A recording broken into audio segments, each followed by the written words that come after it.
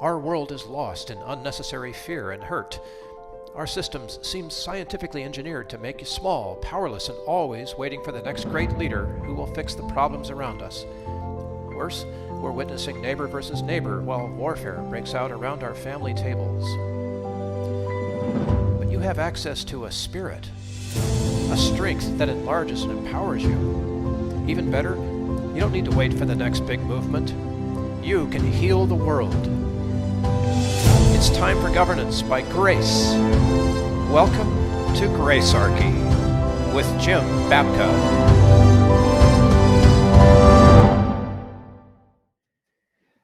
We got to talk about Governor Abbott.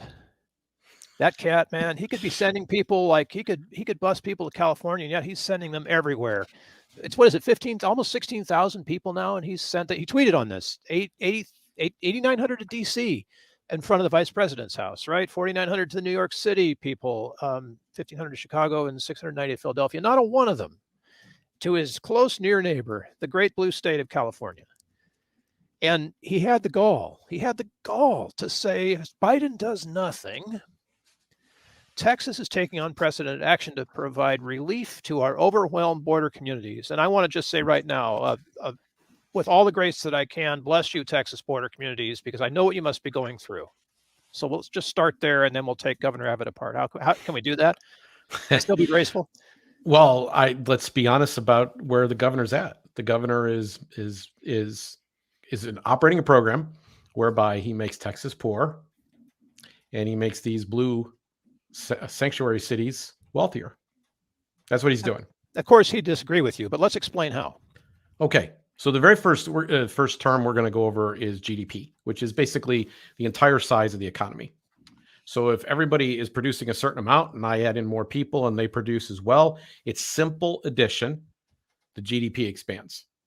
And that, the disease here is very, very, very short-term thinking. It's looking at basically the first weeks and months that a class of immigrants arrives. It won't be long before they are working and producing and being a part of the system. They're going to be consuming, so that they're going to be expanding the pie that way, and then they're going to be producing, which is how we actually create wealth, and they're going to add to the value of the economy. Works for me. They just have to. I've seen it. I lived in Southern California most of my life, and I've seen that work over and over and over again. I mean, look at the surnames of so many of the professionals in Southern California right now and beyond. And you can see Vietnamese, you can see Japanese, you can see Korean, you can see Chinese. And I know personally Vietnamese kids that grew up in sort of my generation whose parents were literally escaping from Vietnam when they could, escaping. And, and those folks have become incredible citizens of the United States and given back. And, Governor Abbott, you're missing. This gets into the second part of the economic equation, which is the per capita income. Because people are going to say, "Well, Jim, you're cheating." All these people come in and they depress each individual's wealth a little bit. Maybe the whole pie is bigger, but our slice of it is a bit smaller. We have a little bit less to get on. They take our jobs, for example. So let's break this down and look at this very carefully. First of all, there is the concept of specialization, which is a general concept in economics, is very well understood to mean that it's a source of wealth if we don't have to know how to do everything. The more things that you have to do to provide for yourself, whether it's, go out and hunt and kill your own food, is for example, just to pick that one, would mean that you had spent less time at your trade, which you can then subsequently trade in, and you can't specialize as much. And then consequently, you are poor. And your community's poor because you're not providing the service either. So the best possible outcome is specialization, and specialization is accelerated by the presence of more people. It's just that simple. So if you're Robinson Crusoe on an island, you may want to specialize, but you can't, right? But if the more people that come into your community, the more opportunities there are to specialize in certain things. Now, then there's specialization in specific, which is one of the arguments that's made here, some people say, well, if we can get some really talented people from foreign countries, with advanced degrees and, different skills or whatever, those people come over. We want the really talented people. Well, actually, you want all of them. You also want the low cost labor to come here. So I'm gonna ask you a question. I want to illustrate this if I may. Sure. Shoot. Pick something that you don't really enjoy doing very much. You have to do it. It's part of your drudgery. It's part of your list of chores, so to speak. You've got to do this thing. And if someone would come along and cheaply and able to do it, you would drop it in a heartbeat. What is that thing? And what would you do with your time instead? Oh man, the number one thing is calls to customer care, tech support calls and stuff. I would get out of that lane so fast. Okay. So if you had somebody who was with a foreign accent talking on the phone to someone else with a foreign accent, because that's what you get with a call anyway, right? You bet, brother. Right now. Going through and dealing with that stuff, and they would be willing to do it rather inexpensively, right? They specialize in like, oh, I know how to fix this. That's something you would pay for. In a moment. Absolutely. Okay, by the way, ladies and gentlemen, you just heard a business opportunity right there. That's how things are invented. Services are created. That's how people get rich. They see problems and they go, wait a minute, I know how to solve that problem. So I don't know what the solution that is. We're not going to get into that today, but I want to talk about specialization. Yeah, my contact info is in the show notes. So if we could get someone to do that work for you, you would be happy to hand it off. Now, what would you do instead? Oh, I'd spend so much more time. Like I love music, so I would be in music even more than I already am. Jim, I'd be doing my passion, what I love.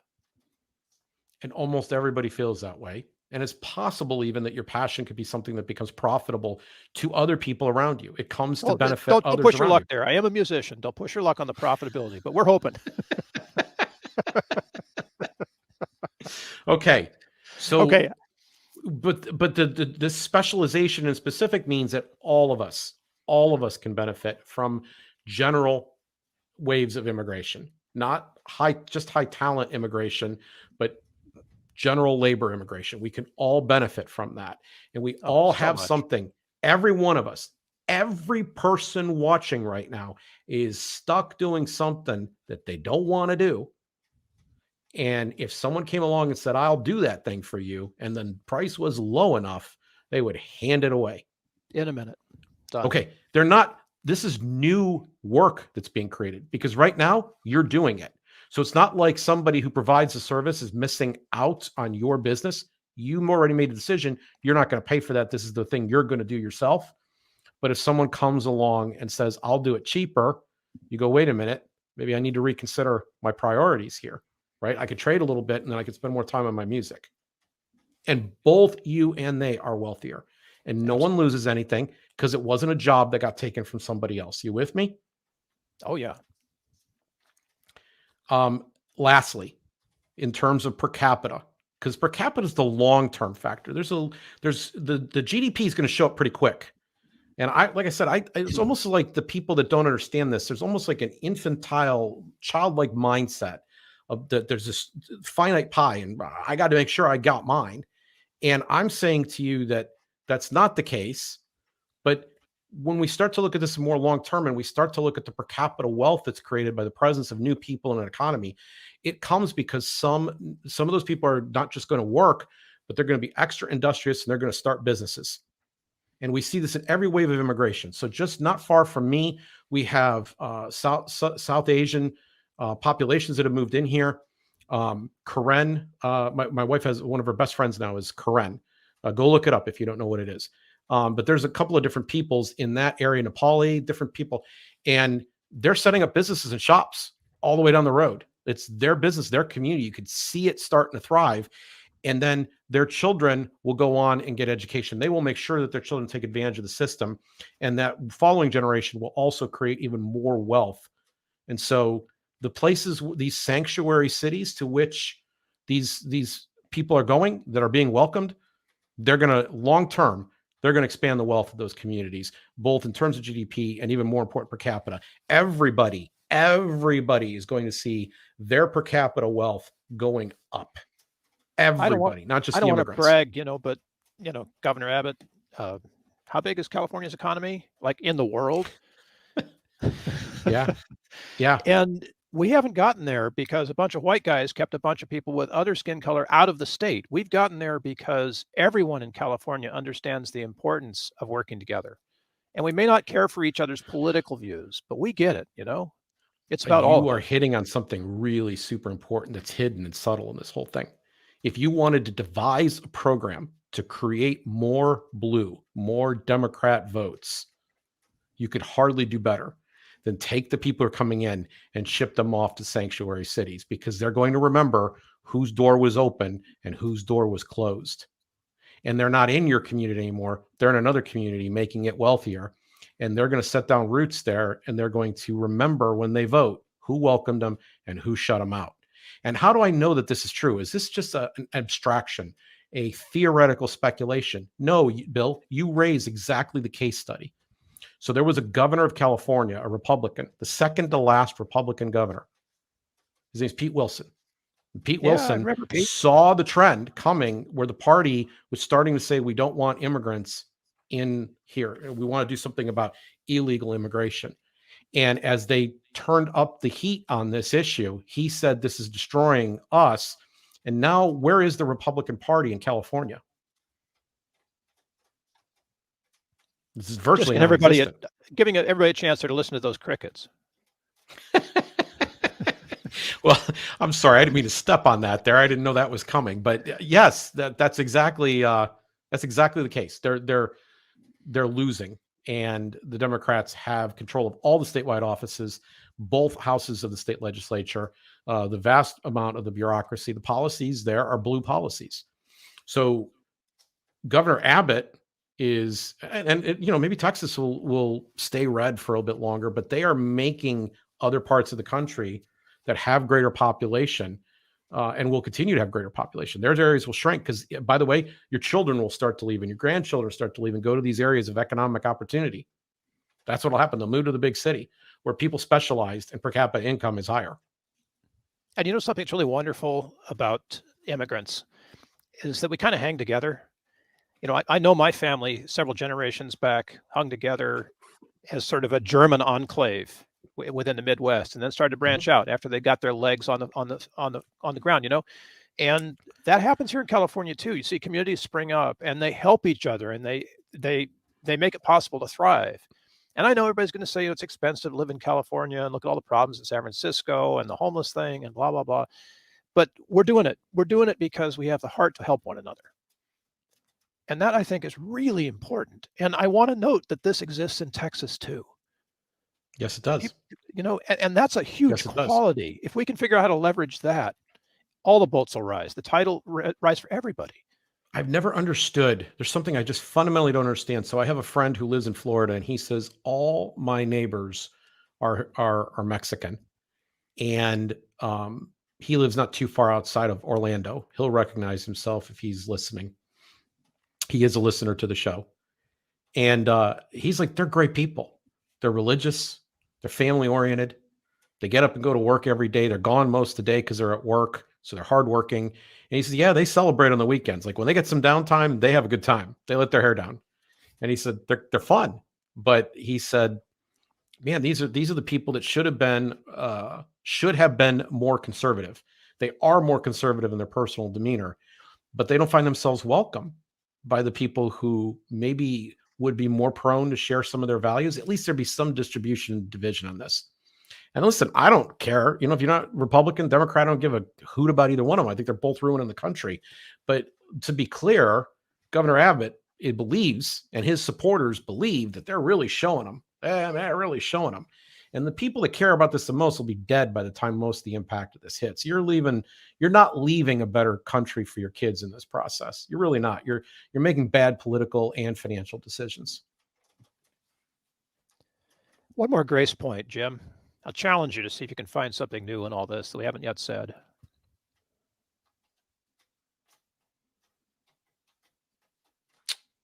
I pointed out a book to you as I was thinking about this episode.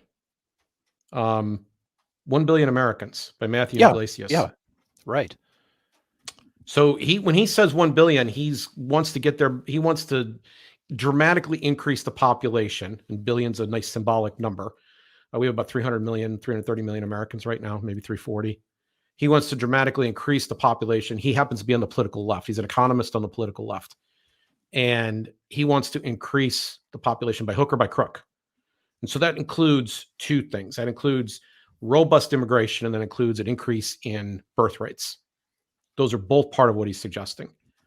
And the focus of his argument is on China and competing with China, because China is very, very big. And he's saying, if we want to compete, we need to be bigger. So I want to run you through a couple of analogy type of things to kind of sum up this argument. I don't fully agree with all of his prescriptions about how to get there and so forth, but there's some basic things. And these were some ideas that I had that maybe would help communicate the value of more people in terms of being competitive in the world stage. You ready? Yeah, that's cool. I'm listening. All right, let's play football. And let's pretend you're a coach. We're going to start you off as an NFL coach. You have 53 guys on your team. That's the rules, okay? Your opponent's team has 53 guys. But now imagine that you decided that every player on your team could be paid more, because there's a pie, right? We could pay everybody more if we cut the team size. So we're going to cap your team at 35 players. How successful do you think your team's going to be long-term against the team that has 53? It's about 3 games. I'd be down to having like barely enough to field an offense and a defense. Yeah. So no one would place themselves under that constraint voluntarily if they wanted to win games. If you want to be competitive, you're not going to say, well, we got to make sure instead of dividing the salary 53 ways, that we're only going to divide it 35. You just wouldn't do it. Okay? That makes sense. It doesn't make any sense. And by the way, it's not even a good long-term recipe for the 35, because if they're losers, they don't see their pay raise.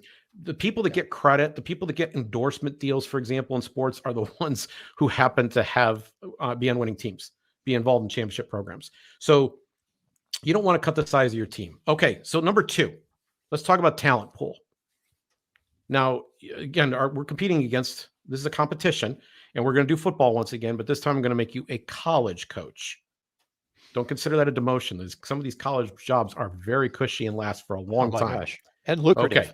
Yes, it's not uncommon that the highest paid bureaucrat in any given state is the coach of the number 1 football program in that state. Yep. Okay. All right. Fact. Let's say you live in Texas now. You're in Texas.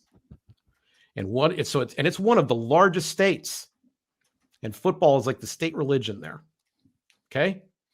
Now, once upon a time, true story, there was a requirement for schools to give out a certain number of their scholarships to boys who lived in the state, residents of the state. Sure. Okay. Yeah. A certain percentage of the team had to go there. That's been lifted. That's not the rule. Long time ago. But let's say in a fit of virtue signaling, your bosses come and tell you that you can only recruit from Texas now. Will your program become a powerhouse under those circumstances if you're the only one playing by that rule? As good as everything, as Pop Warner High School, whatever, as good as it all is, it's not enough. No. You've got to have a bigger talent pool. It just won't work without. So you said, I'm not going to be in these other 49 states, and you're probably not even going to win every recruitment battle in your own state. Some kids are going to leave. Yeah. Right. This is you've tied yourself, and this is exactly what people are proposing to do with our immigration programs. We're going to restrain who can come in here and where we can go find talent. We got to make sure we keep it all here within the United States. Okay. 3. Don't we want China's best players on the field? Like, they have some all-stars. If we had a chance to recruit those all-stars to be on our team, all of Asia, for that matter, all of Africa and Europe and so forth, don't we want all of the best players on our team? If we have a chance to recruit them, this is what I call a +2 situation. They don't have them anymore, and we do. So Exactly. Now we're even better positioned competitively. Our country should be wealthier because of that, right? Right. Yeah. So we should be opening the door as much as possible and trying to bring this talent in. And there's some specific things to say about that. Number 1, we lead in the terms of the number of Nobel Prizes, for example, that we get, and scientific awards and so forth. Why? Well, it turns out that the people that are here, they're either first or second generation that win these awards. The Americans that win them tend to overwhelmingly be first and second generation. So they are able to come to the place where they can maximize their ability to achieve those things.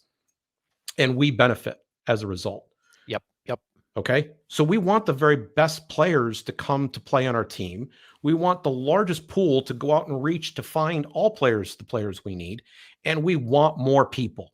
period, because we don't want to be stuck competing against a team that's a lot bigger.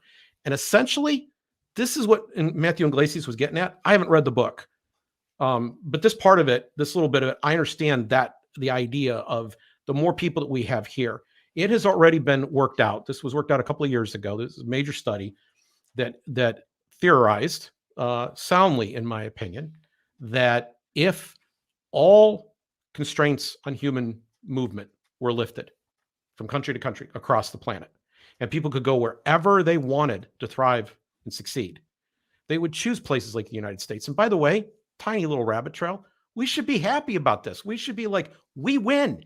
When people have a choice between where they want to go, they don't want to go to some of these other places. They want to come here. This means this is the promised land. And that's something that we should be like, hey, look at us. We're the promised land. And we should be proud of that rather than trying to acting as if we're embarrassed and cutting off our own nose to spite our face.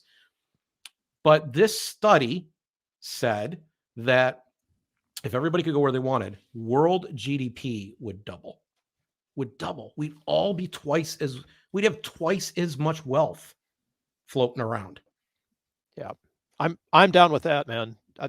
You can see it happening. Our neighbors to the north, they have a target of something like 1.5 million immigrants in the next 10 years or something like that. I don't know what the exact target and the time frame, but it's 1.5 million is the number that's sticking in my head. That's a healthy program. That's saying, well, it is, except I don't want to plan for it. It is, except I don't want to plan for it. I'm with you. I want individual human beings to make that decision. We want to have a choice, yes. And I'm not saying that the government planning is the way to make this happen. I'm taking the handcuffs off. Let it happen. But I love your idea about being able to choose where you're most productive in the world, where you feel the most safe, where you feel you can thrive, if healthcare is an issue, find a country that does healthcare the way you want it, right? If opportunity is an issue, find that, and we don't get to see the potential until we start to take some of the lids off, stir the pot, see what's inside. Mm-hmm. So this is a great approach. So that book, I'll post it in the show notes, but it's called 1 Billion Americans, people. Right. And I want to be clear. I'm not a fan of all of Iglesias's approaches, because he also wants to dramatically expand the government to make some of this stuff happen. Oh, of course he does. Programs, right. Well, that's the answer, don't you know? Yeah. We don't need to do any of that. And a lot of it is very ill-conceived. But the intent or the direction that he's going here is right. It's fundamentally sound. And these arguments I just shared with you, making you a football coach, Bill, that's not in the book either. I don't want to mislead anybody. These you asked me for some independent thinking here. I was a little inspired by his title more than anything else and what I understood the book to contain. Makes sense to me. And it's a whole lot better than the Abbott busing program. I'm sorry, the Texas busing program.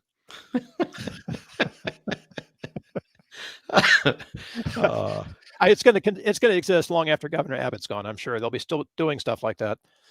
It takes a while. He could do whatever he wants. I want the people in his state. I want individuals in his state, there to be fewer and fewer, who are proud of this activity and start to recognize its inherent foolishness. Yeah, and I'll tease the next episode, because not only is it un-American, it's not biblical. And we need to make that very clear, especially in the Bible Belt, what the Bible actually says about immigration. So we'll do that in the next episode. So what about the people that say that having more immigration flooding into America dilutes our culture in some way? How do we respond gracefully to that? Matthew Iglesias notes, and I thank Dave Henderson, he's a Facebook friend of mine, for pointing this out in an article for Cato. But Iglesias in his book noted that in 2018, the U.S. fertility rate fell to an all-time low of 1.72 births over the lifetime of the average woman. That's a negative growth, because it takes two people to procreate. And so instead of having produced two, which would have been even or better, which would have expanded the population, it's actually now a negative rate, which has a lot of effect on various social programs, particularly Social Security and Medicare in the long term. Some really grave consequences coming down the pike. We discussed with Steve Barrow in an earlier episode, which I know you're going to post in the link in the show notes as well. Yep. We discussed why more human beings being born was better for everyone involved. It was better for the general economy. It was better for a family. This idea that you can't afford it, we address that. This is, by the way, a widespread belief in the 20-somethings right now. So if you're having issues with that, you go back and listen to that episode. Steve Barrows really makes a very good, compelling case. And I want to call it pro-life. I don't mean this in the abortion debate sense. I mean in the, we want more human beings.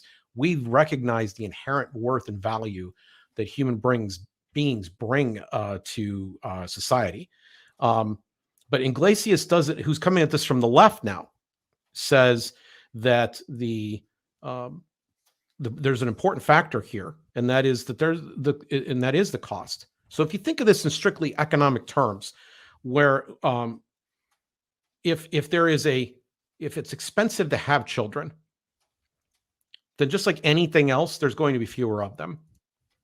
And right now, that is definitely the perception, if not the reality, that it's expensive to have children, or it's expensive maybe to get to the home, to buy the first home. And so that's got to be delayed. And then subsequently, maybe the children that are going to be living in that home need to be delayed, or we need to agree to live in smaller quarters where we can't afford to have as many children.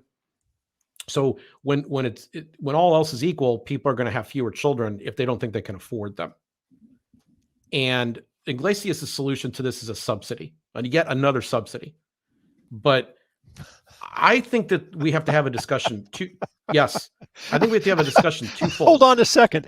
So All we're right. taking the existing zero-sum pie, and we're saying we're going to use more of our borrowed future to subsidize something that we think is, as social engineers, that we can control. That's the proposal? That's his proposal. Okay. Well, so we can give him an A for recognizing the problem and the correct resolution to that problem, right? More babies, right? More babies. He recognizes the benefit of it, but he's saying that we should have a program that basically would give every household $300 a month for every child they have, which would, well, that'll go a long way.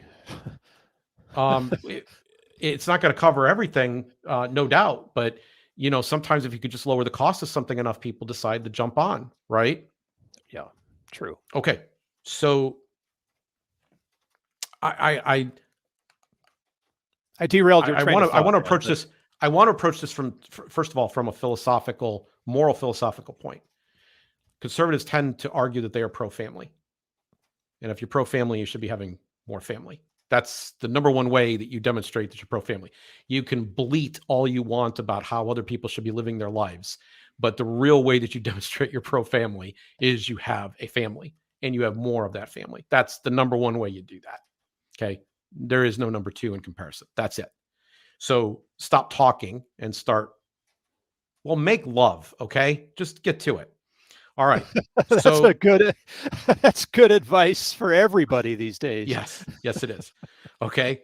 But I have this hidden feeling that a lot of these people's position is actually hidden in bigotry. And I base this on the fact that if you say to them, we should have more people coming, they will immediately make arguments about illegal immigrants, so there's a solution to something being illegal. You change the law and you make it legal. And if you say we want to make it legal, we want to bring in, they say, no, we can't have them because they're going to dilute our culture.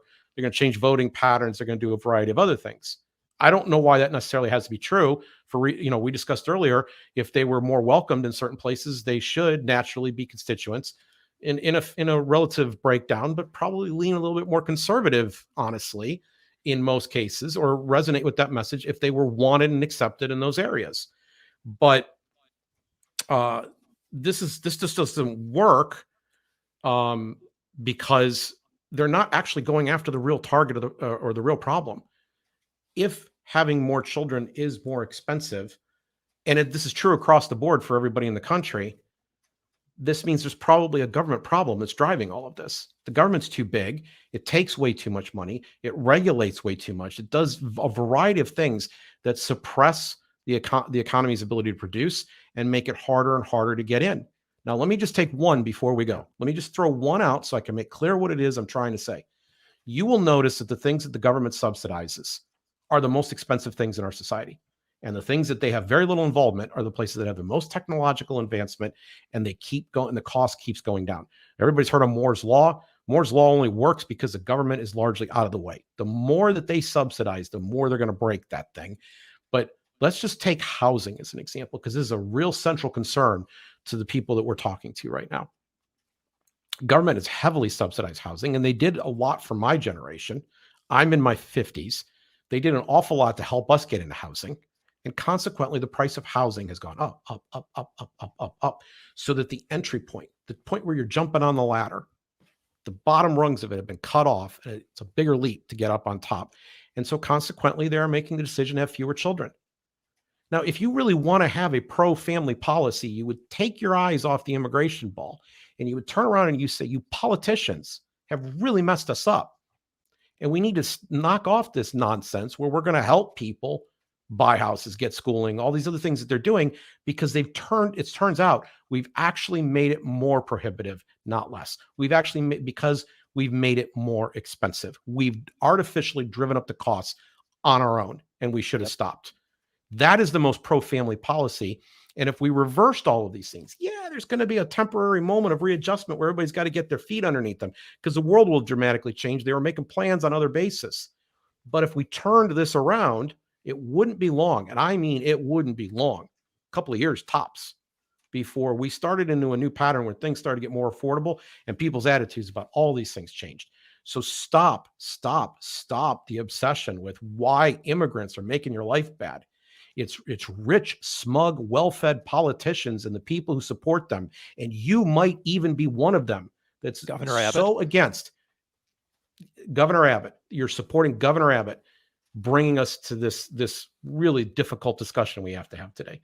And by the way, if I managed to offend you in what I said today, good. Go look in the mirror, assess your soul. We're going to come back in the next episode, and we're going to talk about how God viewed the immigrant. We want more people here. We're pro-life in that standpoint. We want them to come. The door should be open. Our lamp should be up. This is the city on the hill. It should be the city on the hill instead of us wrecking it.